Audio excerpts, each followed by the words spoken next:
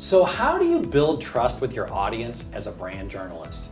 If your brand wants to be viewed as a trusted source for information, you need to fully commit to brand journalism. And you need to do it right, building trust with your audience one story at a time. Ethics isn't optional. In this video, we'll provide you 4 simple steps you should follow to build trust with your audience as a brand journalist. Make sure to stick around until the end because I'll share a practical tip you can use to proof your own work. It is a simple, common sense thing that actually works. So stick around until the end as we cover brand journalism for dummies, building trust with your audience as a brand journalist.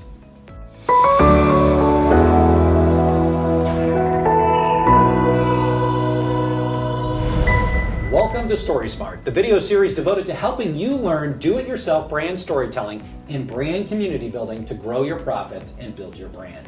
I'm Ron Waterman, and I've devoted the last 10 years of my life to becoming an expert in brand journalism by producing thousands of brand news stories.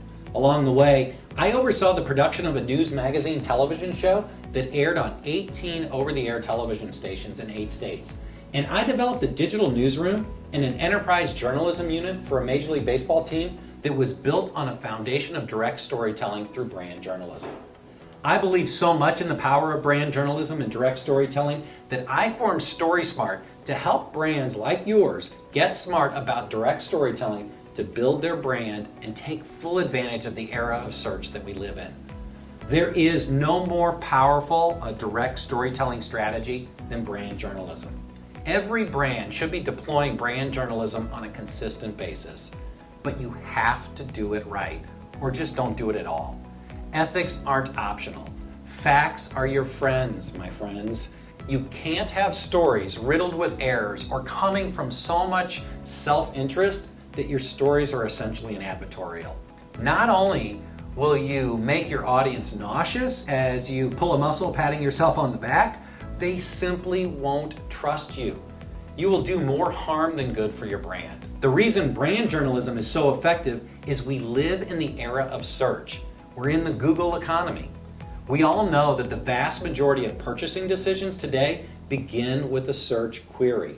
Most clicks go to the top 2 or 3 results on the search page. That's the reality of the world we live in today. And that reality is why you should be sharing your story using brand journalism, specifically service journalism. If you want to connect with customers, you better be where they are. And my friends, your customers are online. All of your customers. I don't care what business you're in, all of your customers are online. You better have interesting or helpful information to share with them. Today's consumer is looking for helpful information that will make their lives better or allow them to do better at work.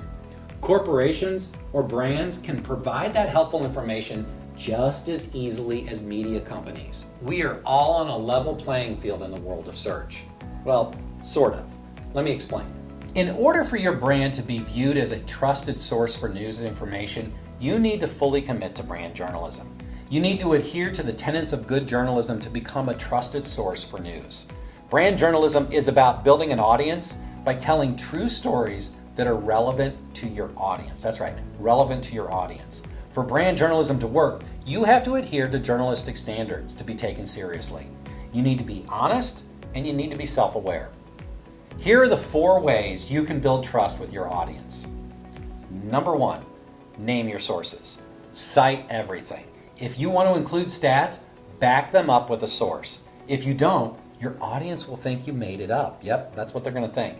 In a digital world, it's a good practice to link to your primary source and use a reliable primary source that people they trust or they recognize.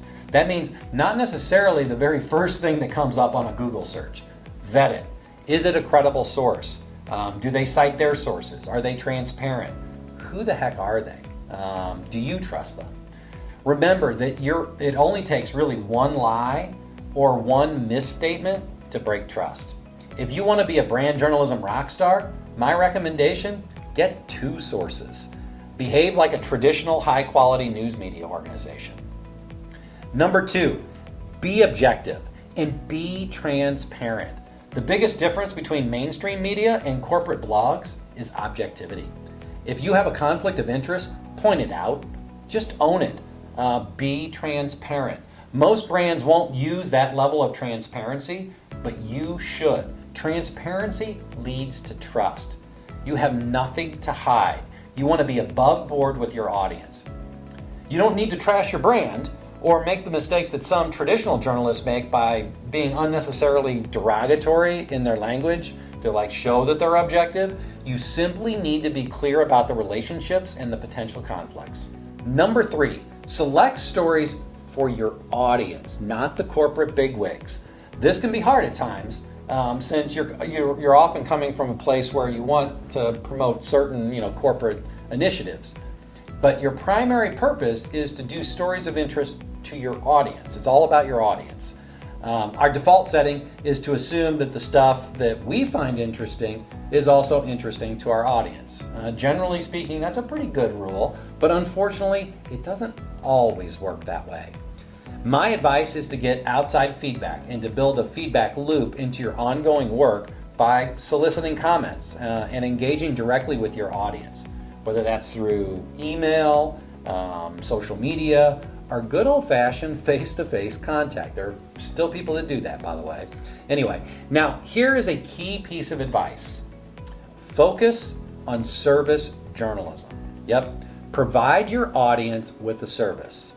So you're probably asking, well, Ron, what's service journalism? I guarantee you've heard this term. News they can use. It's news that your customers can use. It's recipes, it's product information, it's household hints. News your audience can make use of to make their lives better or to make their work better. Service journalism has been a profitable staple for mainstream journalism for generations. That's why you're probably familiar with the term. Thanks to search, you can be on a level playing field with mainstream media, and you can provide your audience with helpful information they can use to make their lives better. So that should be your focus. Number 4, be professional. Avoid cliches and pithy kid speak. You can be conversational without sounding like a high schooler. Also, do me a favor, fact check. Be sure to double check and triple check everything. When I was with the Cardinals, my mantra for the staff was it was much more important to be right than first with any news. We were the brand. We spoke with authority. We would often be scooped by, on our own news by the beat writers that covered the team, especially on player transactions. But that never really bothered me because I knew that the agents for the players were in constant contact with the reporters. The reporters didn't need to get with MLB or ownership. They didn't need to get that approval on anything. But we did. We had to dot the I's and cross the T's. So once we put something out there, it was hard to walk back if we were wrong. Traditional sports journalists are almost like weathermen. They're often wrong with their forecasts.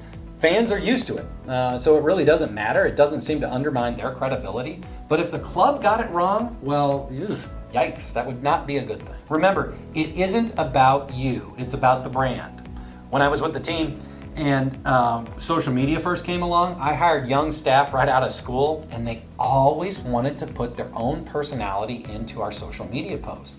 We were rigorous about weeding that stuff out, that sort of ego-driven content, because it didn't reflect who we were as a brand. I didn't want cliches and I didn't want kids speak to clutter up our brand messaging.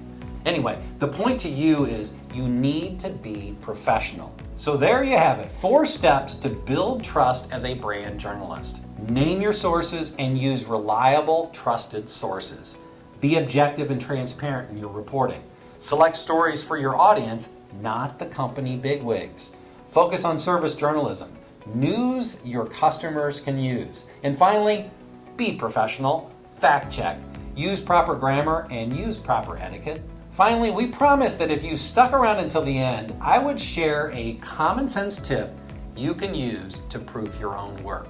It's simple to do. It's really simple to do. And it's actually 2 tips.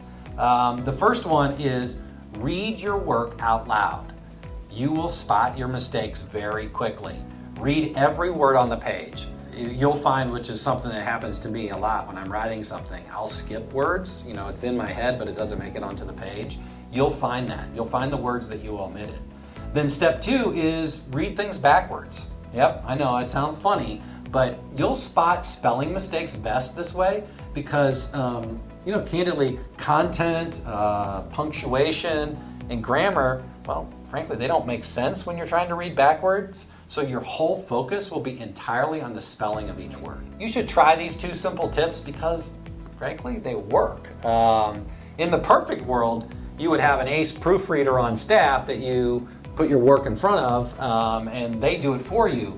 But in the event that you don't have that person, and it's always good to put it in front of another person, you know, in the event that you don't have that luxury, like I don't have that luxury anymore, these 2 simple steps will work almost every time.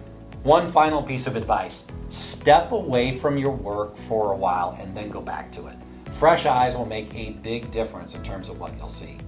I hope you found this video helpful.